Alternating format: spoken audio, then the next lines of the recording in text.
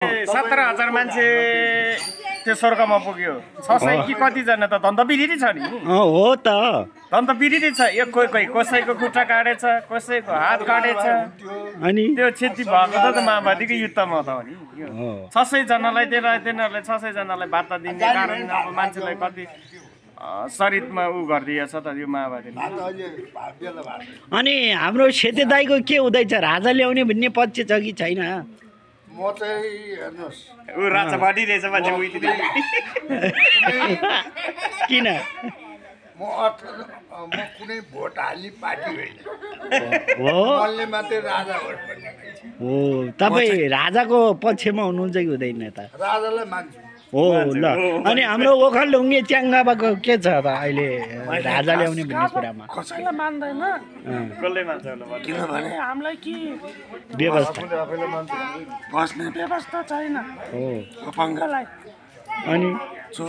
नेता आए पनि बस्ने ठाउँ यत्रो सरकारी जग्गा छ हो उनीहरू बेच्छ खान्छ लुट्छ अपाङ्गलाई छैन अनि भन्दै हुन्छ अनि हाम्रो स्याङ्जाको माया भुषालजीको के छ राजा ल्याउने कुरामा ठिक छ कि छैन हामी ल भनौँ त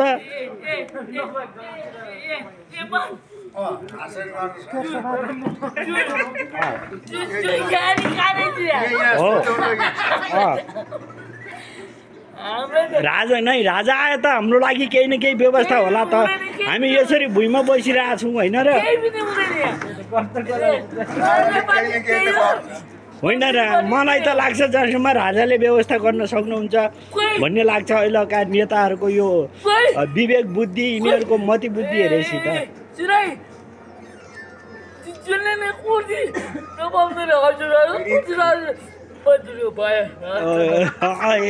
अनि हाम्रो के नि सुर्खेतबाट आमा हुनुहुन्छ आमाको धारणा के छ अनि उहिले मान्छेको राजाको पनि थाहा छ त हेलो तर राजा पाला धेरै कन्ट्रोल थियो हो त अनि त पहिला त्यस्तो काटमार गाँजा खाने हुन्थ्यो हो त त्यसरी बलात्कारी हुने अनि काठमाडौँमा जे मन परी तन्त्र हुने त थिएन होला जस्तो लाग्छ है मलाई अहिले गणतन्त्र आए पनि यहाँ मन परी तन्त्र कसैले मान्छे अब बलात्कार गरे पनि कसैलाई कानुन नलाग्ने भयो जेल भनेको मान्छेको लागि मोज भइसक्यो क्या अब राजा आएपछि राजाले के गर्नुपर्छ भनेपछि सिधै मृत्युदण्ड यो हो राजालाई बरु त्यो हामीलाई नै ठिक छ राजा भन्ने हामी ल अनि हाम्रो के नि रसुवाबाट हाम्रो लाभका तामाङ ज्यूको के छ मनसा यता भनिदिनु पर्यो उहाँ पनि एउटा दृष्टिबिनको हो उहाँको मनसा पनि हामी राख्छौँ के हुँदैछ राजा भनेपछि हामी खुसी छौँ कि छैनौँ होइन मैले चाहिँ राजै ठिक लाग्छ कि मलाई नै राजै ठिक लाग्छ किनभने ज्ञानेन्द्र वीरेन्द्र के अरे मर्ने राजाको के अरे वीरेन्द्र हुने बेलामा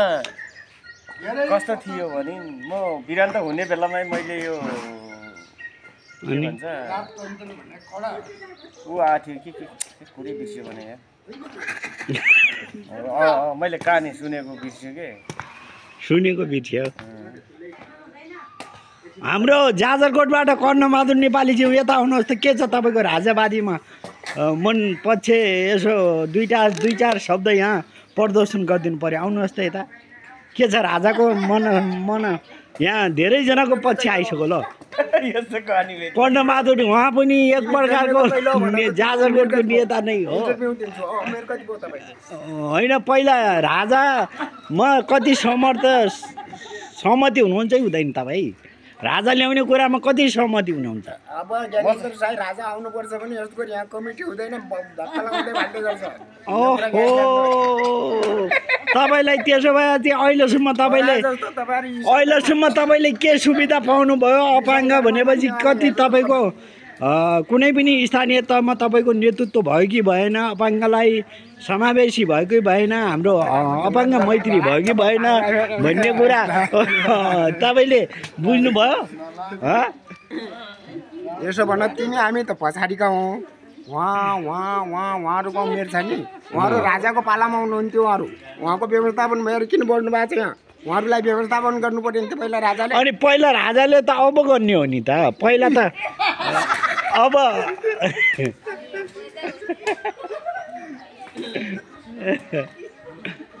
यो पनि राजाको विरोधी रहेछ भन्ने कुरा बुझ्यो।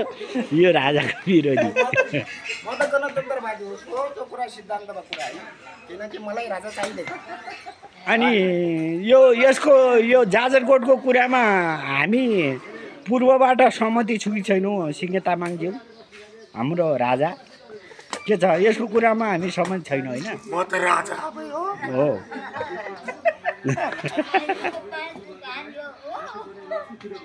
ए राजा ठिक छ कि राजा ठिक छ होइन? एकदम राजाको बालोमा म राजाको बालोदेखि पत्ता खाएको नि त म। ए त्यति बेला पनि राजाले हामीलाई भत्ता दिने व्यवस्था पहिला पनि गर्नुभएको थियो, त्यसो भए थियो है? 2047 सालमा भएको कि। ए ल त्यसो भए त यहाँ अहिले हामीलाई कस्तो भनेको थियो भने एमाले व्यवस्था ल्याया हो, माओवादीले अब गणतन्त्र आइसकेपछि माओवादीले व्यवस्था गरे हो, जातीय विभेदको अन्त्य गरे हो भन्ने कुरा थियो नि। तर त्यसो भए राजाकै पालामा भएर छ भन्ने कुरा यो बुझ्यो होइन? पृथ्वीनारायण शालाको पालादेखि नै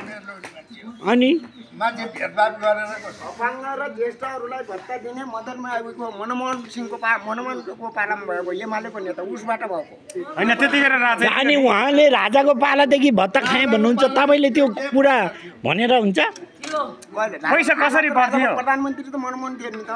पहिला 2.5 रुपियाँ बढ्थ्यो है, पहिला 100 रुपियाँ थियो होइन? हो थियो गरे उल्लो राजाकै पालामा हाम्रो व्यवस्था भएर छ। अब फेरि पनि हाम्रो राजा आएपछि हामीले यसरी सडकमा बस्नुपर्ने बाध्यता हामीले बेहोरिरहेछौँ। यो व्यवस्थाको हामीलाई केही न केही राजा आएपछि हुन्छ भन्ने हाम्रो धारणा छ है।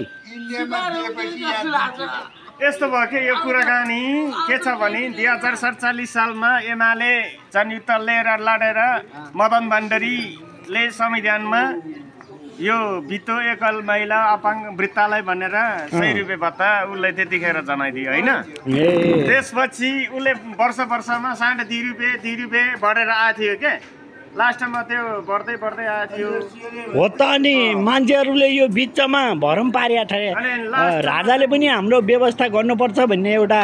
धारणा राखेर सुरुवात चाहिँ गर्नु भएको रहेछ भन्ने कुरा बुझ्यो होइन हाम्रो?